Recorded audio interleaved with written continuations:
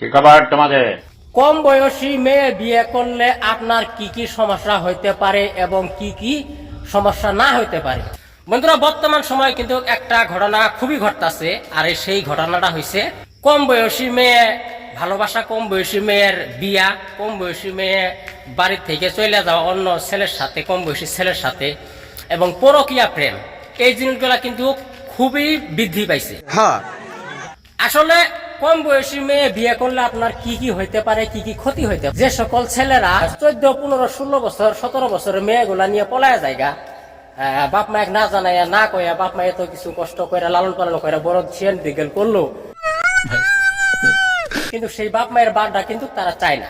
তো ছেলে মেয়ে একমত হইলো, স্কুলে গেল, দেখা দেখি করলো, স্কুল থেকে গেল গা। দেশের আইনের উপরেও একটু নজর দিল না, বাপ মায়ের উপরে নজর দিল না।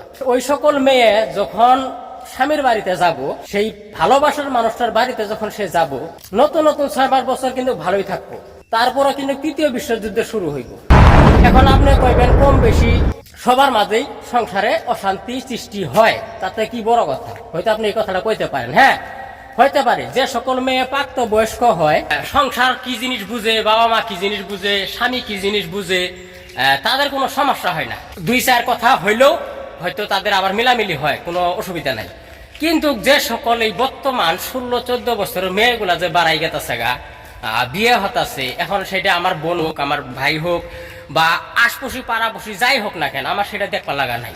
আমার কথা, এই কম বয়সী মেয়েগুলা স্বামীর বাড়িতে যাওয়ার পরে স্বামীর লগে যখন ঝগড়া বাজবো না, আপনি আপনার কোনো কথা নাই, তুমি আমির কোনো কথা নাই, ডাইরেক্ট তুই মুই এক থাপ্পড়ে তোর বাপের নাম ভুলিয়ে দি। তুই আমারে বিয়া করলি কে, তুই আমারে নিয়ে আসলি কে, তুই তো আমারে মিথ্যা প্রতিশ্রুতি, মিথ্যা অভিনয় করে আমারে ফাঁসাইছস, আমারে নিছস, আমার জীবনটা বরবাদ করছস, আমার জীবন কেন ধ্বংস করলি, এই সেই ইত্যাদি বহুত ধরনের কথা কিন্তু ওই মেয়েগুলোর কাছ থেকে শুনতে পারবেন।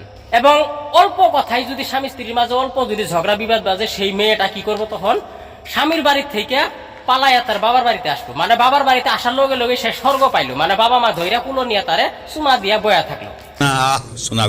আর এমনও বাবা মা আছে, স্বামীর বাড়ি থেকে যখন সেই 14 বছর 15 বছর বয়সের মেয়েটা বাড়াই গেছে গা, সংসার হইলো, কিছু কেসাল বিবাদ হইলো, বাড়িতে আসলো, আসার লগে লগেই মানে মেয়েরে এত সুন্দর গালে গুলে চুমা টুমা দিয়া মানে একদম গড়ায় নিয়ে নিল। আমার মেয়ের কোনো ভেজাল নাই, যত ভেজাল ছেলের পক্ষে ছেলের।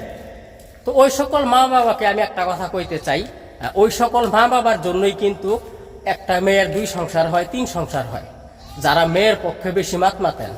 তো আমি একটা কথা কই, ছেলে মানুষ জিত করলে হয় বাদশা, মেয়ে মানুষ জিত করলে হয় ওইটার কইলাম না, আপনারা বুঝা নিয়েন। তো আপনার মেয়ের আপনি বেশি পরিমাণ মাথায় তুলবেন না, বেশি পরিমাণ স্নেহ মায়া মমতা আদর দিবেন না, লিগেলে থাকবেন। কারণ জামাইয়ে ধৈরা মারছে, জামাইয়ে ধৈরা 2-4 গুতাগাতি দিছে, এখন আপনি ভাববেন যে আমার মেয়ের এত পরিমাণ জ্বালা যন্ত্রণা করে মারে, হেই সেই অমুক তমুক, জামাইয়ের এবার দেইকা ছাড়মু ইত্যাদি, আপনি ধরেন বহুত কথা আপনি কইতে পারেন। একটা কথা ভাববেন, আপনার জামাই আপনার মেয়েরে মারছে, একবার আদর করব।